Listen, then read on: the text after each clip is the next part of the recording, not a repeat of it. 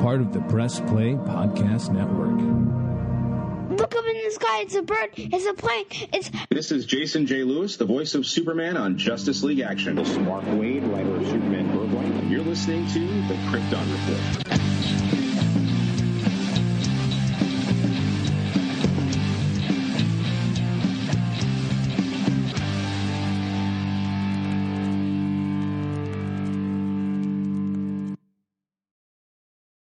June is fast approaching, and that is not only Superman Day, but it's also the 10th anniversary of Man of Steel. Check out our website on Facebook for the information to join, as we will be updating it, our live Man of Steel rewatch. We'll be streaming, and we'll be making an online party to rewatch Man of Steel. So please add that to your calendar. And remember, look up in the sky. And now, part 2 of our live stream that we had, our live show, with a bonus audio of a video I created on my theory for Flash. So enjoy. We get the Clark and Lois. I meant that's what I have for this, but yeah. Gotcha. For that, I meant the next big thing. Jeez, tongue-tied here. Is Pia. The large overarching plot of this episode, which actually impacts the next episode. Yeah, Pia and Lana have bonded. Or not Lana, Lois. I'm done. I'm leaving. Bye. Okay, Pia and Lois have bonded. They're friends.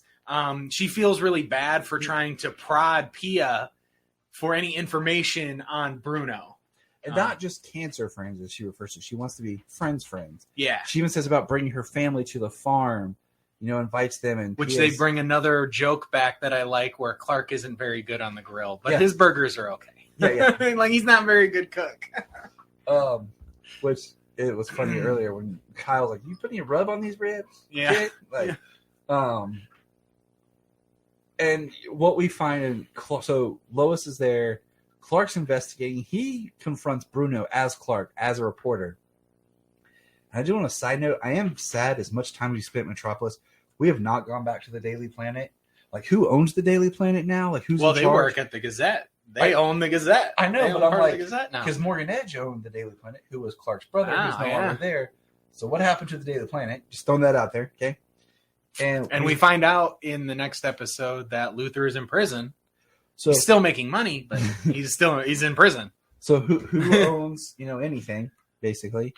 And the other thought is, we've been in Metropolis and we haven't seen Bibbo yet. I'm just saying, okay, I'm a little frustrated we haven't got any more like callbacks, okay, to Metropolis. But Clark has this awesome argument that he gets into about the treatment and the hospital's history to Bruno, and Bruno's getting front. He goes, and Bruno, he says, Clark tells him, like, is killing people to save one person worth it? And Bruno's basically, when we're talking about your wife, and he is very angry. And Clark pauses and is like, are we sure we're talking about my wife? Then we have a beautiful shot scene of Pia and Lois sitting there. And they made up because Lois had offended Pia with all her questions about Bruno and accusations on Bruno. And what we have is Bruno walking in with Clark. Clark. And Lois is like caught off guard at first, but then she realizes that Pia is Bruno's wife. Yeah. And that Bruno has done everything in this hospital, and everything he has done is to save her from her cancer. So it was the prior episode, right, where we got the reveal that Pia was Bruno's wife. To us. Yes. Well, no, the masked the masked assassin. Oh, yeah. It was the end of the last episode, right? Not this one. Okay. So, and it was just today when we were watching that, like, her name's Pia. Like, of course she's Onomatopoeia. I didn't even think of it. That's what he said. He said, of course she's Onomatopoeia. You get it, right? I go, what? He's like, she's Pia. Onomatopoeia. And I was like, oh. Yeah, right? Yeah. It went, like, so easy, like, it should just smack you in the face, but it was like... It's kind of like D. Bloom. Yeah. And then the episode ends so this was Pia's last treatment. She's home with Bruno. And then who should arrive but their child? Their son. And their son whose name happens to be Mateo. Man, yeah. I almost thought at one point that maybe because we find out that this is kind of rolling into the next episode that Bruno had kept his marriage secret, that maybe Mateo never took his father's last name. Oh, he's not Mateo Mannheim. Yeah, like because I kind of want because I figured like there may have been something where John Henry may like being the kind of person he is and the dad he is, looking into Mateo may have like who is this kid, and it came up Mateo, whatever Pia's name. Yeah, Anamana. So Mateo Anamana. So I had that thought because I feel like John would have like really like researched whatever boy his daughter was going with. That seems very plausible. And Jania and I picked this, it made sense. And this is rolling into the next episode as well. I like that Mateo's not a plant. Yeah. Like he genuinely, because like I told James, what I realized is Bruno did not know about Natalie. Because this Earth's John Henry never had a Natalie. So when he says, I know your family and all this, like he knew about like John's sister, his mom, his dad. Yeah, all of John Henry's family on this Earth. So there really wasn't a flag as to Natalie being John Henry's daughter. Yeah. All right, so now we're going to roll into season 3, episode 8. Guess Who's Coming to Dinner? Which is a play off the old movie, Guess Who's Coming to Dinner. Clark and Chrissy try to pique Lois's interest in investigating Bruno, while Jordan inevitably threatens John standing with the fire department. And Nat has a dinner. So Nat goes to dinner with Mateo and his parents. So, small story. Basically, John is now part of the junior fire department. He shows up, with coffee, but they all clap him in. And that he's now part of the junior fire department. There's a call. He asked Mr. Cushing if he could go. Mr. Cushing's like, yep, come on. And says, you can go, but stay next to the truck. And he can't be involved. You can only watch. So he goes. And he's by the truck. And what happens is Jordan flies in, saves the dude, busts out the door, and leaves a guy. Well, John's checking the guy as Kyle and them come running out. And, Kyle yells at him saying, why did you go into the fire? I can't trust you. You're a liability. It all felt kind of clunky, I'll be honest. But I understand the point. Because one, John has no mask. Yeah. Two, if you look at how that door came off, that door came out. Yeah, oh, yeah. So John would have had to try to get in and couldn't have blown that door out in any way.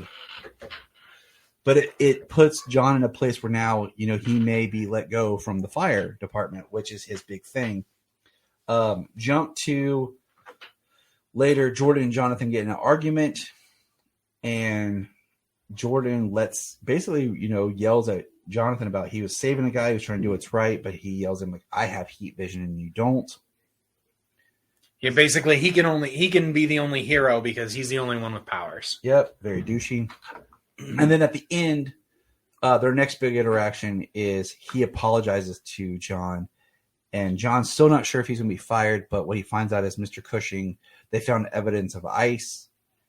In the fire, which there was ice at the fire where Kyle almost died.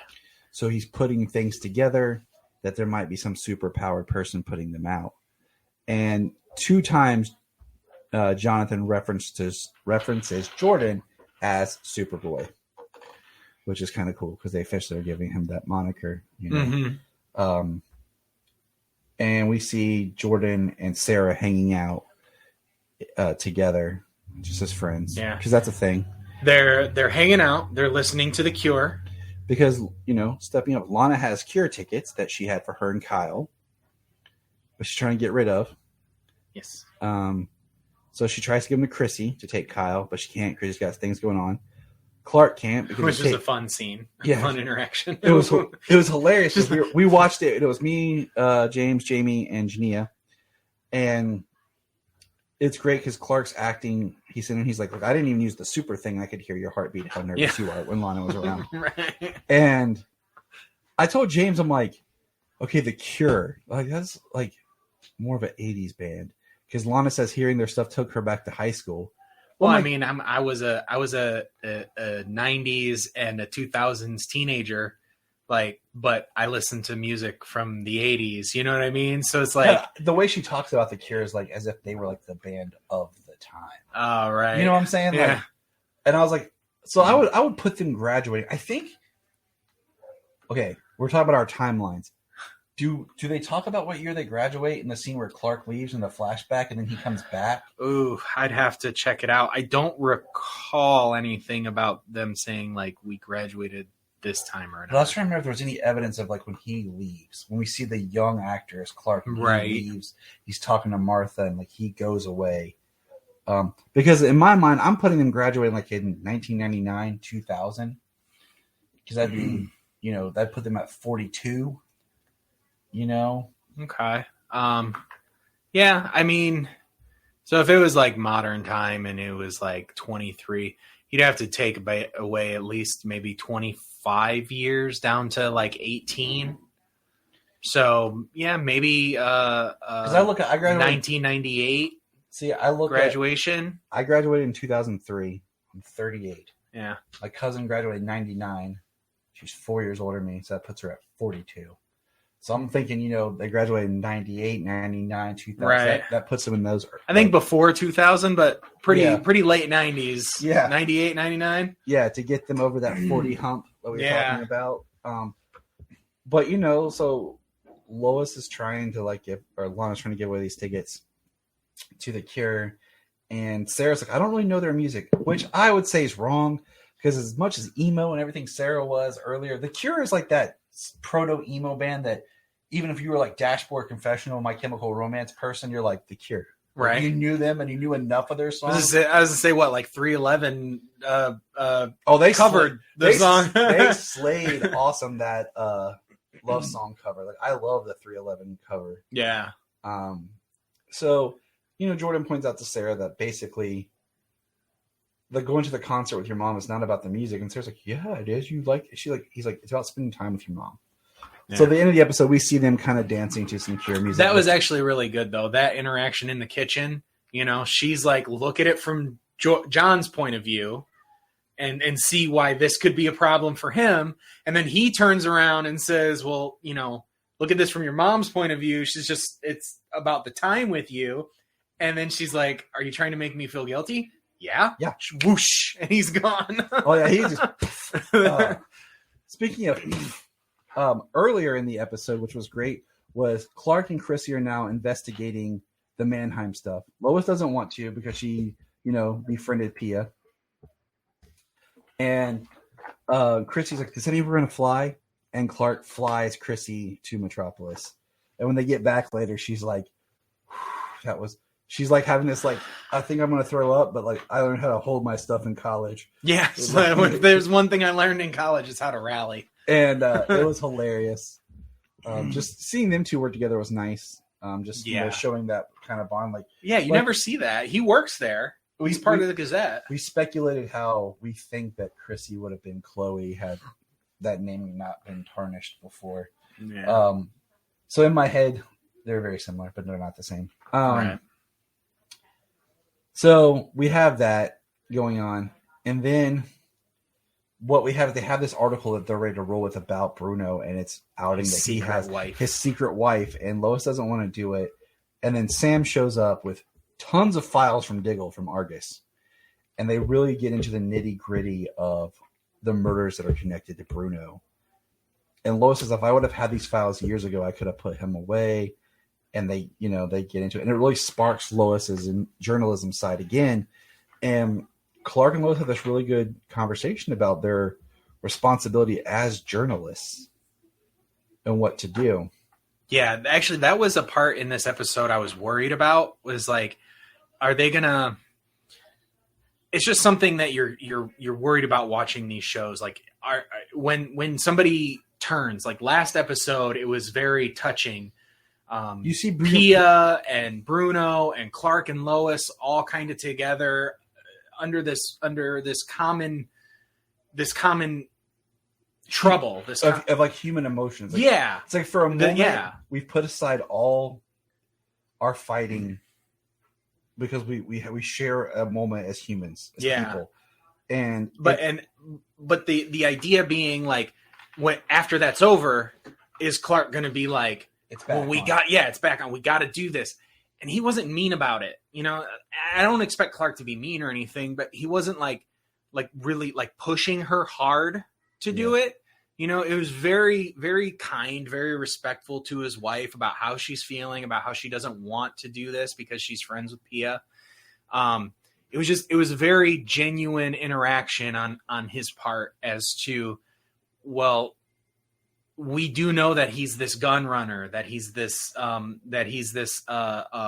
dealer and all this other stuff, that he's still a bad person, that he still is a criminal, and that we still need to pursue this. Yeah. So it was very well handled. I think the best representation of that same kind of mindset in this episode is, and we're going to get there here now, is basically John Henry drops Nat off to go have dinner with Mateo's family. Yeah, and actually that's the flip side. That's totally opposite of what Clark does. And so Mateo, like, they're having a great time. We see Bruno in this good light and how much he's having fun as a father, and, you know, all of them are having a good dinner. John, meanwhile, visits his sister, and they have this kind of understanding, like, how they both recognize they miss each other's counterpart. And she thanks him for, you know, installing the security stuff for her family. He's like, you know, I'm very surprised they didn't do an episode that was just John Henry centered. Yeah. Of him doing all that security stuff, telling more of his backstory, and we learn more about this world's John Henry. Right. In that scene, the thing I liked was he said, "My mess," and his sister was like, "Not your mess, my brother's mess." Yes, my brother's mess is what's got you into this. Yes. Yeah, that was really good. I like that part. And so, basically, pulling that around, she asked about Nat. And she says the restaurant's name. She goes, "That's where my brother used to meet Bruno Mannheim." So then, boom, John Henry's out of there. We cut back to the dinner, and it's framed really well of where everybody's sitting. You see the door, and like I generally had like aspiration, and he comes in, and Nat just says, "Dad," and they all turn around, and then you see like everyone else in the restaurant. I like Mateo goes like, "Hey, your dad's here." Yeah, he has no idea. So once again, Mateo genuinely is just an innocent bystander, honestly. And we see that everyone in the restaurant basically is like personnel of Bruno Mannheim's. Yeah. Because they all get up, they're pulling guns. And Bruno says, Natalie, is this your father? She's like, yes. And then Bruno, like, this is where it shows that he's a bad dude. Yeah. Because I said to Jania, like, you would think they'd almost be like, oh, we gotta, all right, just take your daughter and go. Like, squash this. Like, peace, like, real quick, take your daughter, go. We didn't know. You didn't, like, but no, Bruno's like, he starts, they pull the guns. He's like, I told you what would happen if you came back around here. Yep. He's like, take the kids outside to one of his henchmen. He starts rapping, knocking around his knuckles when he has big rings. Come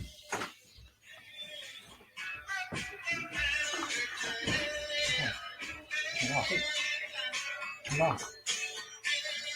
What? I can't do that because that's copyright infringement. We're live. Oh, he's only 5 o'clock. Yeah, I know. We just ran over. Hey guys, it's Brian. Look, Brian's here. Hello, people. So, Brian, welcome. Oh, hey, man. We just got held back because we're live. Who cares? Surprised it's Jamie's birthday, so Jania went out to get her cake and everything. And just kind of she went out, pushed it all back a little bit. Yeah, so we didn't want to start until after she got back with the cake. We're wrapping up. Well, I just want to play freaking Zelda. That's all I wanted. Well, we're glad you're here. We're almost done. Go ahead. We'll catch up with you. Yeah, you can hang out with us. How's it going, Brian? Boys. We're glad you're here. Sorry for breaking the law. No, you're fine. I just have to edit. It's not a big deal. Live is one thing, but when I put it up, it comes up. So what are we talking about? We're finishing up this past week, Superman Lois. What's this past week? We're at the dinner scene. No, I didn't. All right, well then. Yeah. You're going to get spoiled. Yeah, you don't want to get spoiled. It's really good. James didn't even watch it till today because Amazon. Yeah, it's not up on Prime. The new episode isn't on Prime yet. I don't know why. I couldn't buy it. I couldn't buy it all week. I know. I know. Superman sucks. Get out of here. Oh, no. What happened? Brian's being sent to the Phantom Zone? Right? Brian. I was going to say, where's the projector? Yeah. Hey, I'll just be sitting with Mon-El, chugging beers. I'll be all right. All right. Well, we've done like 5 minutes. This is the fun of live, people. You never know who's just going to show up at your house. Yeah. Right. Yeah. Buddy, hope you find your dad. Yeah. You help me out with that, Mr. Narwhal? Thanks. That's why live is we do it once a month because I couldn't handle this all the time. But yeah, it is a big difference. Because Bruno straight is like he straight up pulls guns in front of the kids, has his bodyguard take the kids out with guns. He has no respect the fact that John had no idea. Yeah, that their kids were together. Because, like I said, can I say that to Jania? Like, you would think they would have backed off. Like, we got to undo that. Like, just go. Yeah. And she goes, no, that's not who Bruno is. No. So that shows right there that this whole like good person that we had that moment with Clark and Lois and Pia. It's only good to the people he cares about. Right. So only good to the people he cares for. And then all of a sudden we see John's suit. Like he had hit the thing. John's suit busts in. And Pia, like it's really weirdly creepy to see her do her power without the mask. Right. How it's just like it's very like her face, like the actress, mad props to her. She sells it. Like, yeah. The mouth and she contorts pretty good. Like and like the suit's taking it and we see it's wearing her down. But then like she goes to like she has a moment of reprieve and like we see this awesome shot of how the suit goes on John and he's just walking. Yeah. And then Clark hears it. And basically, right after he hears what's happening with John Henry, right after they discover on a recorded tape of Lex Luthor supposedly confessing to killing Moxie and all of the 86ers in South Metropolis, they hear the same buzzing, the same noise that comes when Onomatopoeia does her sound. And we've already seen that she can mimic voices, sounds, sound. And so they find out that this assassin, that's me. This assassin, yes, it is. You recorded the recorded confession of Lex. So they find out that they put Lex away for crimes he didn't commit, which is a great way of getting Lex in here without feeling shoehorned. Absolutely, like it just absolutely unravels from the mystery, and it actually steps up Bruno too as a big villain because not only is he just like this guy of inner gang and he's just another crime boss, like he helped put Lex Luthor in prison so he could have Metropolis. Yep, like that makes him a big time villain in DC. Ooh, hey. Even Laura's back. She's like, hey, hi. So basically, Superman shows up to protect John as his suit's getting damaged, and Pia pushes herself to the limit to where she passes out, and Superman looks at Bruno and says, "I have to take her to the hospital," and Bruno gives him like the nod, and boom, he's gone with her, and it was really good, and then Bruno tells John to leave. I'm surprised John didn't just like punch him in his face with the suit on. I know, right? Fly past him, deck him, and then grab Natalie and go. Yeah, he should have. And did you guys talk about the Flash yet? No, because James hasn't watched any of it. Oh, so you talking about the final season? Spoiler alert: Barry runs fast. Yeah, no way. Barry runs fast. Yes, wait, Ted. You heard it here first, people. Say hi, Brian.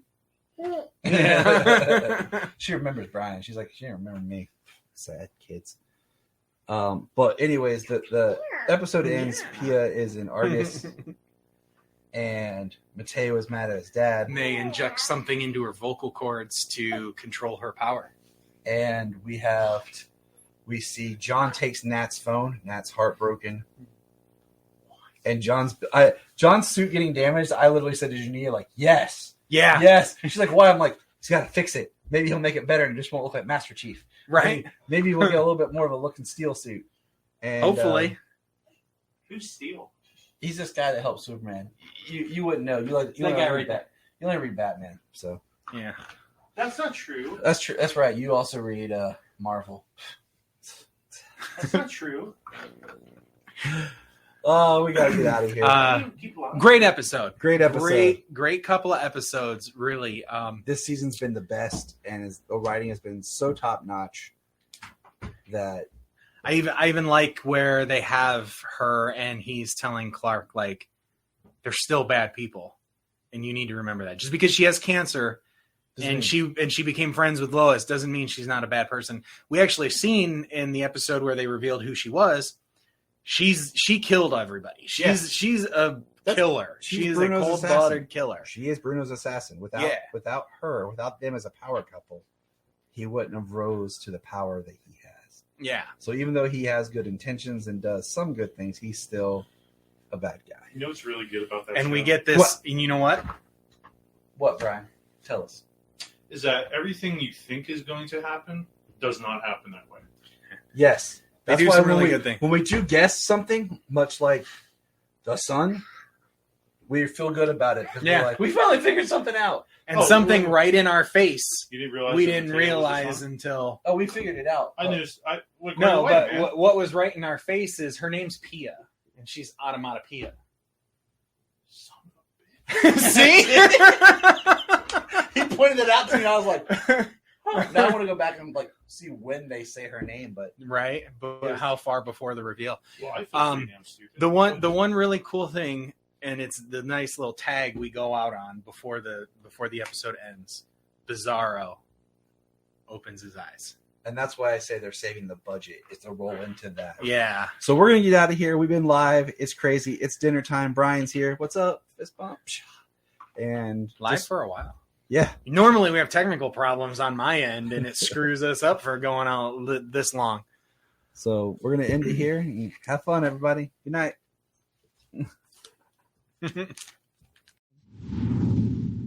We're going to press pause and hear a few words from our other podcasts on Press Play Podcast Network. Hello, Brooks here with the Books with Brooks monthly book club podcast. Here's how Books with Brooks works. We read one book a month and then we talk about it. Classics like Stephen King's The Shining, debut novels like We Are the Brennans by Tracy Lang, and tons of other compelling, life-changing stories, one book and 1 month at a time. So come read along with us and then listen in. Before we start this episode of Krypton Report, I want to take a moment and just give a shout out here to our Patreon. I know what you're thinking. Gosh, everyone's asking for money, and I get it. But our Patreon is only $1. $1 a month that helps us keep the podcast going. And what we do is we try to find interesting shows and topics and whatever we want to talk about. We've done, as of this little thing, our last recordings were on the Scream series. Brian and Tyler, that's me, do our own show where we record in the car, and it's kind of funny. And we talk about pop culture or whatever is going on. We also have the Supernatural podcast we've been reworking. It's taken some time just because of life. But we do movie commentaries as well. It's something that James and I have done, what we used to do on the main show that we've started doing here. So for $1 a month on our Patreon, you can get those shows. There's at least 4 a month. Also, there's my movie pitch show that I do. But also, what we want is if you're a Patreon, you can come on. You can come on the main show if you want. Or if there's something you want to come on and talk about, we can do it as a Patreon special. So all I want is for $1 a month, think about chipping in, joining our Patreon, and you have a voice to be a part of things. Follow the link in the link tree or in the show notes below, patreon.com/Krypton Report. If you are like Tyler and James and can't get enough super talk, check out these other podcasts. Digging for Kryptonite, Supergirl Radio, The Last Sons of Krypton, the Superboy Legacy Podcast, All-Star Superfans, Superman the Animated Podcast, The Aspiring Kryptonians, Always Hold On to Smallville, The Geek of Steel, and Truth, Justice, and Hope. Remember to check out Krypton Report on all social media platforms. Go to linktree.com/Krypton Report. You find all of our report. This is Dan Jurgens, and if you want to have a good time, keep listening to the Krypton Report. Hey everybody, Tyler here. I'm making this video because I am a visual person, but I was also thinking about something after watching the trailers with Solomon and everything for the Flash movie about what might be happening. So follow along with my logic here, okay? So what we're looking at here is, we're going to call this WB Earth. Okay? Now this is a post-crisis Earth. This is where the movie takes place. This is where we had Aquaman. This is where the Flash starts. Whatever version of Justice League they subscribe to, and we'll talk about that in a minute. This is where the Flash starts, okay? Now, in the movie, we're introduced to another Flash, okay? And what I'm trying to figure out is how this works. So, in one trailer, it talks about, and this is theory one, that Barry travels back in time, and by doing that, creates kind of a flashpoint, right? And by doing so is when we get what I've heard called young Barry, okay, which is the non-powered Barry.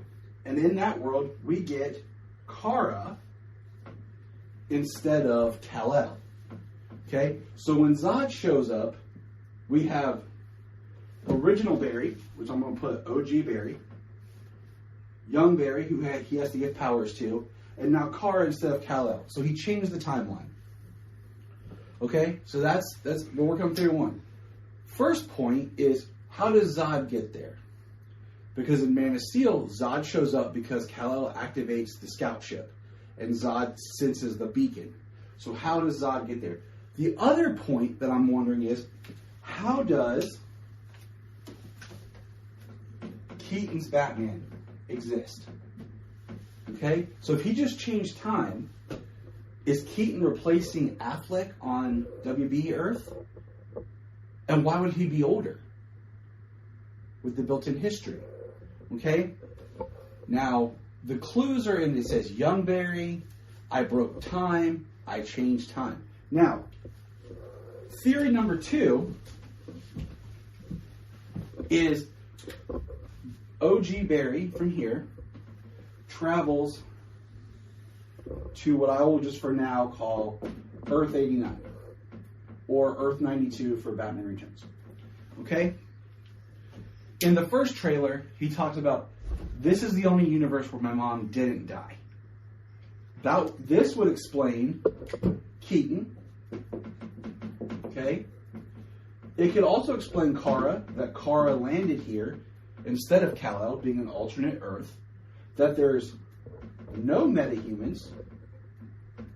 Okay?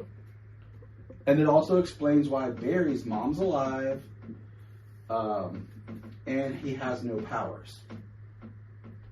But my question is, why would Zod come to this Earth then, if Zod's supposed to be attacking the original Earth, replacing Man of Steel? So, does that mean that Barry travels to this parallel Earth through the Speed Force? Okay? Because we saw in Crisis that he was in the Speed Force jumping around where he met Grant Gustin's Flash. Okay? And it's supposed to be kind of a multiverse film. So that would explain Keaton, Kara, and then Zod being here is kind of a question mark, unless this Earth experienced something similar, but once again, why is Zod there?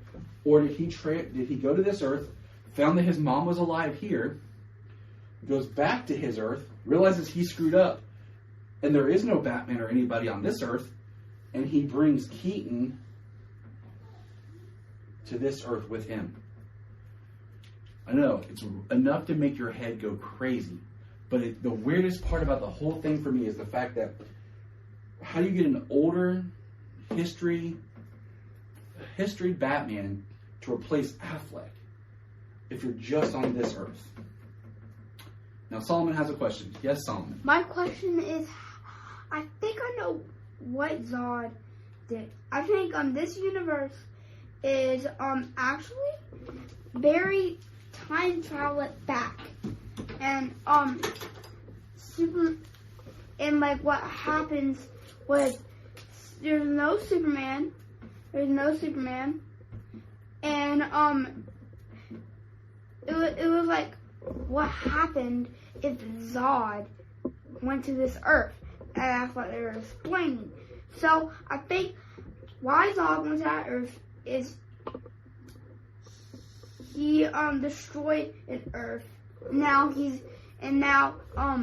this Earth he can destroy, but there's no metahumans on the Earth, and like before he went to this Earth, he destroyed this Earth, and like you know what? And then Zod brings some metahumans.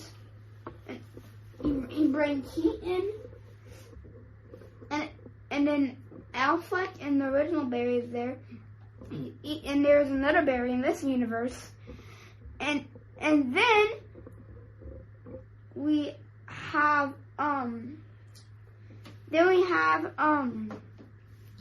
Barry going to time for.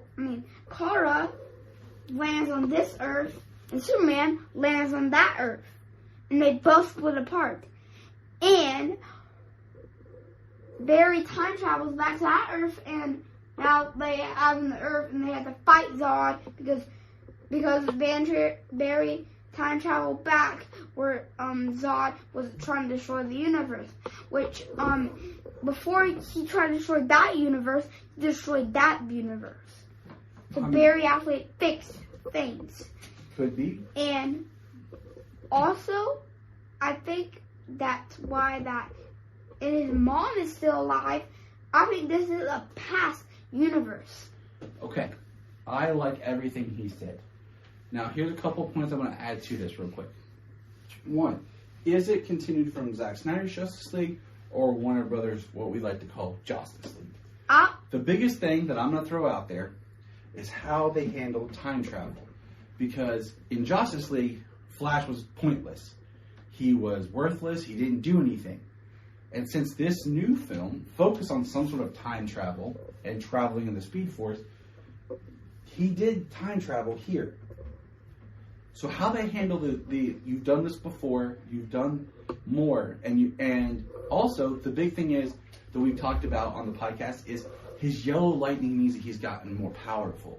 And Zack Snyder's Justice League proves that he gets more powerful.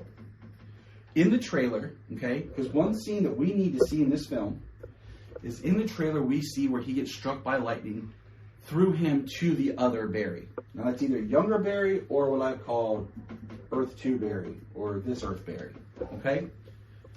So, but we also see a scene where it looks like him strapped down getting his powers again, okay? So hold on and think with me.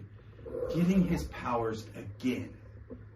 Because if yellow lightning is where he starts, and that's him leveled up, how is there a scene in the trailer where he's looking, this Barry, is looking at his mom, but he has blue lightning? So, does he lose his power somehow? And then he has to get them back, much like in the Flashpoint comic and film, and that's the scene where we see him looks like he's laying down, recreating the experiment. Because the other thing is, this Barry, no matter which Justice League you follow, just started working in a crime lab. That means that he must have been working at his school's laboratory when the accident happened that gave him his powers in the first place. And we've not seen that. And it looks like we're going to see that scene when he helps give powers to the other Barry.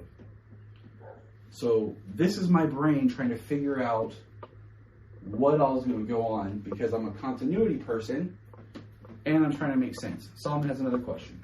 Okay, my question is, I think I know how Barry got the yellow lightning, and I know how the other Barry 2, also known as Young Barry, got it. Batberry. We're calling him Batberry. Yeah, that's really cool.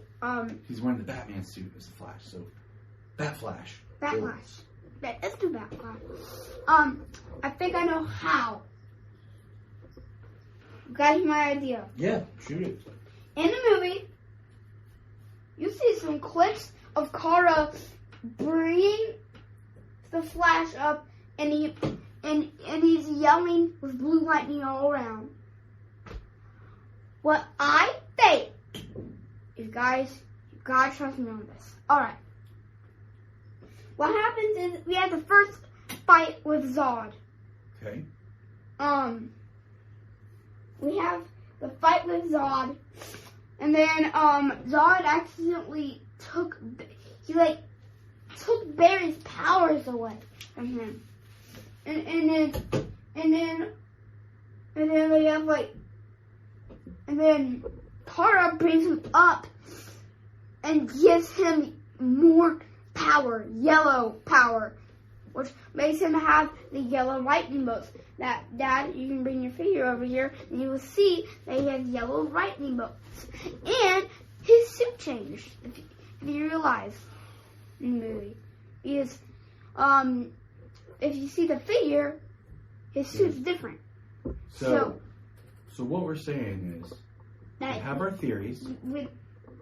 We're both really excited. We can't wait to find out what's really going on. And how this time travel / multiverse hopping is going to work. And I have one more thing. Yes, Solomon. I know how young Barry, which we used to call him Barry 2, I call him Barry 2. I know how Barry 2 got his powers. Okay. When Supergirl saved Barry, I think Barry 2 got, like, somehow, when Supergirl punches Zod in the trailer, Barry 2 gets the blue lightning. Because if you see, like, when they're running together and their foots get together, and like, they both, the lightning hits the ground and it's moving, I think that's how, Barry 2 got his powers, and how Barry got his yellow lightning powers. All right. So good theory. But that's where our head's at. Thanks for watching our video. Like I said, I'm a visual person, and it's a little easier to kind of write out here on the whiteboard here in the super room, the Hall of Justice, because pass through it. So remember. Look up in the sky. We just want to say, if you've enjoyed this podcast, please check out other podcasts on the Press Play Podcast Network.